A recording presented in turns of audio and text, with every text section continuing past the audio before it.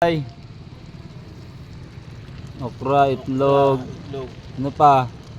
sinayang kanin. Tapos, yan lang? Yan lang. Bakit? Tipid na naman, walang benta. Tipid na naman. Vegetarian yan.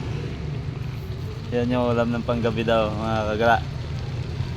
Yan guys. Tipid daw kasi yung binta niya maghapon, 1,000 lang. Yan. Yan si Boss Kano. Yan yung akin. Yan sa kanya.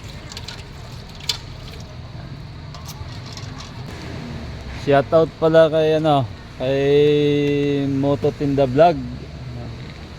Guys, pakisuportahan naman yung channel niya. Mga kasamahan din namin yun na nagtitinda ng mga ganito, nagro-rolling.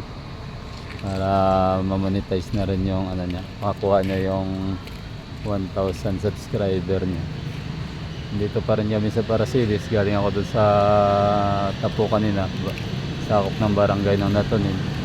Medyo maliwalas pa yung panahon. Huwag naman sana umulan.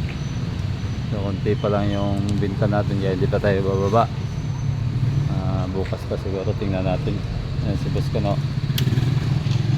At yung ulam niya nilagang akra at saka talong. Dala ng kagipitan daw kaya nagtitipid.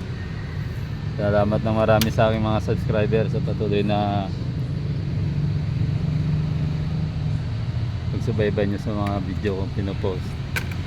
Yung mga hindi pa nakasubscribe, pakisubscribe na rin po ang aking channel. Ayun, pupuntahan nyo sana yung mataas na yun doon yun, yung bundok na yun, yung kabahayan na yun. Zoom natin. Kaso mahirap yung daan yan, full zoom na yan.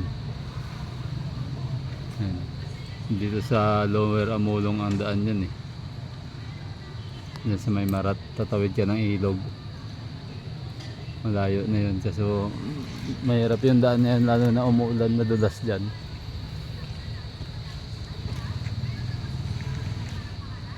Dito pa rin tayo sa Parasilis at ganito lang yung standby. Bukas na umaga rorota na naman sa ibang barangay.